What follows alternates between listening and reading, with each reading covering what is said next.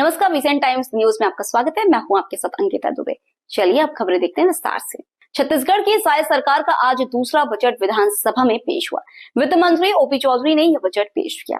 सबसे खास बात यह है कि इस बार के बजट को वित्त मंत्री ने खुद अपने हाथों से लिखा है। इस बार का बजट गति थीम पर बजट पेश किया गया है। गति मतलब जी का अर्थ गुड गवर्नेंस, ए अर्थ एक्सेलरेटिंग इंफ्रास्ट्रक्चर, टी का अर्थ टेक्नोलॉजी और आई का मतलब इंडस्ट्रियल ग्रोथ से है। इसके पहले ज्ञान थीम पर बजट पेश हुआ था।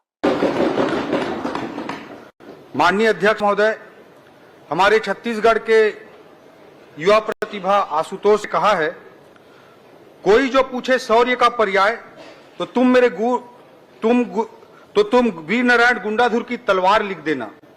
कोई जो पूछे शौर्य का पर्याय तो तुम वीर नारायण गुंडाधुर की तलवार लिख देना। कोई जो पूछे समानता का पर्याय तो तुम गुरु घासीदास महान लिख देना।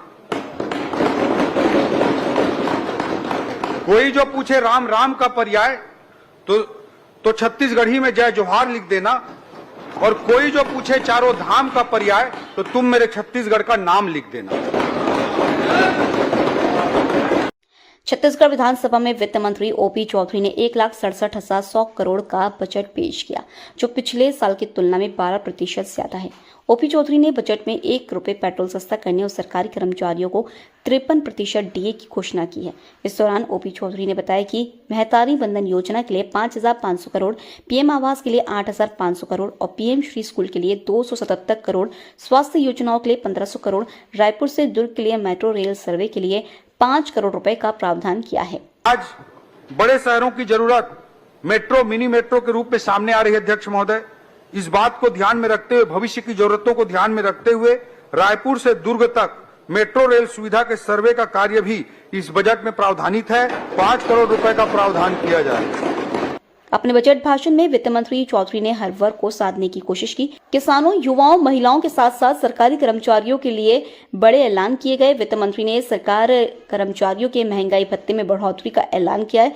अब प्रदेश के सरकारी कर्मचारियों को 53% महंगाई भत्ता मिलेगा। नया महंगाई भत्ता मार्च महीने से ही लागू किया जाएगा। वहीं वित्त मंत्री ने किसानों को तोहफा देते हुए कहा कि आगामी वर्ष के लिए भूमिहीन कृषि मजदूरों के लिए 600 करोड़ रुपए का प्रावधान किया है। प्रदेश में अब दलहन और तिलहन की फसलों की खरीदी एमएसपी पर जाएगी। इसके लिए 80 करोड़ का प्रावधान किया गया है।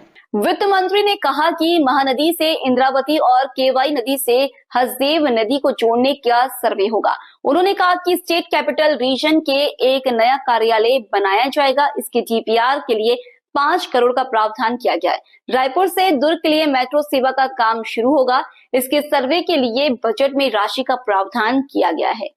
ओपी चौधरी ने कहा कि छत्तीसगढ़ में हवाई अड्डे के विकास के लिए 40 करोड़ रुपए का प्रावधान है, ताकि अधिकतम संख्या में उड़ानें संचालित की जा सकें।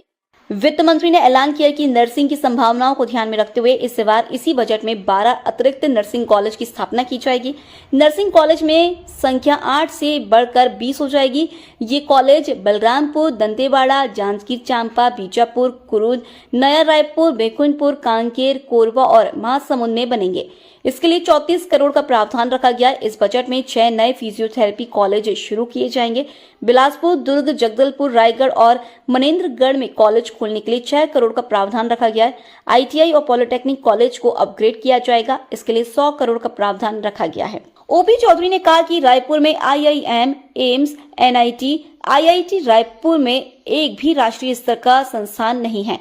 आज रायपुर में आईआईएम और एम्स भी है। एनआईटी के साथ ट्रिपल आईटी भी है, प्लास्टिक इंजीनियरिंग इंस्टीट्यूट भी है और नेशनल लॉ यूनिवर्सिटी भी है। ओपी चौधरी ने कहा कि मोबाइल कनेक्टिविटी तकनीकी क्रांति की प्रेरक शक्ति है, लेकिन राज्य में ऐसे सुदूर क्षेत्र हैं जो अभी भी दूरसंचार क्रांति से वंचित है। इस कमी को दूर करने के लिए मुख्यमंत्री के निर्देश पर इस बजट में एक नई योजना का प्रावधान किया गया है। इस योजना का नाम मुख्यमंत्री मोबाइल टावर योजना होगा। अध्यक्ष महोदय, मोबाइल कनेक्टिविटी तकनीकी क्रांति का सूत्रधार है, या फिर कहूं तो ये आज के आधुनिक युग का वाहक है। किंतु प्रदेश के ऐसे सुदूर अंचल हैं जहां आज भी दूरसंचार की क्रांति से ये अंचल वंचित हैं। इस कमी को दूर करने के लिए मुख्यमंत्री जी के निर्देश पर एक नई योजना का इस बजट में प्रावधान किया गया है। अध्यक्ष महोदय, इस योजना का नाम होगा मुख्यमंत्री मोबाइल टावर योजना। इसका प्रथम चरण इस बजट में प्रावधान प्रथम चरण का किया गया है। इससे जो मोबाइल कनेक्टिविटी नहीं हो रही है ऐसे गांवों को मोबाइल कनेक्टिविटी से जोड़ने का काम वीजीएफ के माध्यम से किया जाएगा। बजट पेश करने से पहले ओपी चौधरी ने राम मंदिर में पूजा अर्चना की, भगवान राम को दंडवत होकर प्रणाम किया। वित्त मंत्री ओपी चौधरी लाल मखमली बैग लेकर विधानसभा पहुंचे। उन्होंने बजट की शुरुआत शायरी से की। फिलहाल इस खबर में इतना ही। आप देखते रहिए वीसीएन टाइम्स न्यूज। नमस्कार।